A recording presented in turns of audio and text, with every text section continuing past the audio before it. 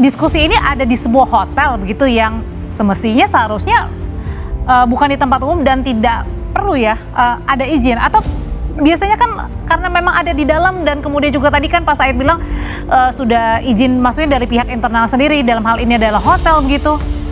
Oh, kebetulan saya ini juga pimpinan ormas. Kalau saya dalam menyelenggarakan kegiatan-kegiatan ormas saya, kami selalu memberitahukan kepada pihak kepolisian karena kan untuk pengamanan. Masalahnya kan bukan ormas Pak, diskusi. Itu kan dalam satu bagaimana kita ingin mendapatkan pengamanan sebenarnya. Ini adalah bagian hal-hal yang itulah kami berikan saran dan masukan bagaimana tingkat anggota yang bertugas pada waktu itu, pengenalannya, informasi yang diperoleh, apakah memang ada kegiatan diskusi yang disebut sebagai forum tanah air itu. Sementara ini kami sudah memberikan saran-saran masukan karena sebagaimana yang disampaikan oleh Pak Wakapolda Metro Jaya itu kan dilakukan evaluasi. Nah, terkait itu kami memberikan saran dan masukan. Polisi menetapkan 2 orang sebagai tersangka tindak pidana perusakan dan pengeroyokan di Hotel Grand Kemang, Jakarta Selatan. 2 orang tersebut merupakan bagian dari massa yang membubarkan secara paksa acara diskusi oleh Forum Tanah Air. Meskipun sudah melaporkan bahwa ada 2 orang yang tersangka, namun netizen masih mempertanyakan keakraban polisi dengan para perusak tersebut. Pasalnya, tindakan anarkisme tersebut tidak dibenarkan oleh undang-undang. Kenapa polisi tidak langsung menangkap orang-orang tersebut? Sebentar, Pak Said, kenapa Pak? Begini Pak, ini saya kepingin Kompolnas ini mendengarkan juga dari pihak korban. Jangan hanya mendengarkan dari polisi. Iya Pak. Ya. Sebentar Pak. Kami mendengarkan kemarin Pak Refli Harun bersama saya itu kami catat, agar diminta aktor intelektualnya itu kami catat, kami teruskan langsung. Ya, itu dari awal kenapa kami merasa terpojokkan?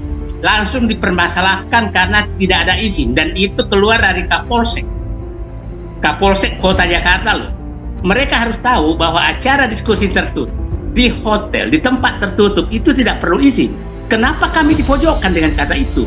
Nah, mohon kami korban jangan selalu dipojokkan karena kami juga bukan orang-orang bodoh. Ya, kami bukan orang bodoh, kami paham hukum. Nah, Bapak supaya publik paham, setelah mereka terusir keluar, itu masuk lagi loh Pak, 1 jam kemudian di lobi hotel dari depan.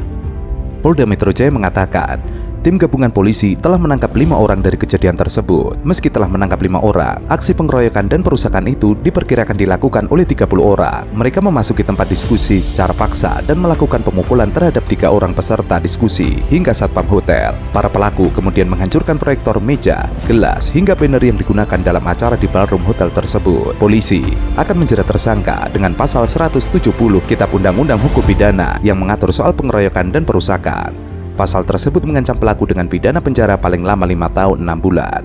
Jika tindakan mereka mengakibatkan luka-luka dan luka berat, para pelaku bisa diancam pidana penjara hingga 7 atau 9 tahun. Dan itulah terjadi berhadapan dengan massa karena massa sudah datang. Jadi, tolong ditelusuri itu kenapa bisa masuk lagi di lobi hotel.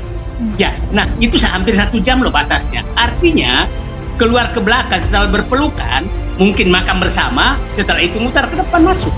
Nah, pantaskah kami tidak curiga, ya kan, bahwa ini ada keakraban berlebih antara perusuh dengan aparat, sehingga kami di dalam ruangan, kenapa kami disiksa kayak begini, AC mati, tidak boleh bicara, tidak harus bubar gitu loh Pak. Jadi itu menurut saya adalah fakta lapangan yang harus diungkap. Kenapa petugas menjadi juru bicara perusuh yang menekan kami gitu loh Pak. Itu harus diungkap. Nah, sehingga tidak salah kalau kami menduga bahwa yang mengorder ini pasti agak tinggi. Sebelumnya, aksi premanisme tersebut terjadi dalam diskusi dengan agenda silaturahim kebangsaan diaspora di luar negeri bersama tokoh dan aktivis nasional. Kegiatan itu akhirnya urung terselenggara karena aksi pembubaran paksa. Belum jelas apa alasan kelompok tersebut membuat kegaduhan di forum. Mantan Ketua Umum Muhammadiyah, Din Samsudin mengatakan, kelompok itu sudah ada di depan Hotel Grand Kemang sejak pagi. Din menyampaikan, di lokasi terdapat polisi yang sedang bertugas. Namun polisi tidak terlihat berupaya menghadang para pengacau. Kami pengalaman, Pak. Jadi bukan 5 tersangka ini yang sudah 5 orang yang sudah ditahan, kemudian 2 tersangka ini rasanya belum cukup, bukan ini orangnya? Bagi saya akan menyatakan itu tidak penting. Karena harusnya kemarin orang yang ditangkap itu udah langsung ditangkap.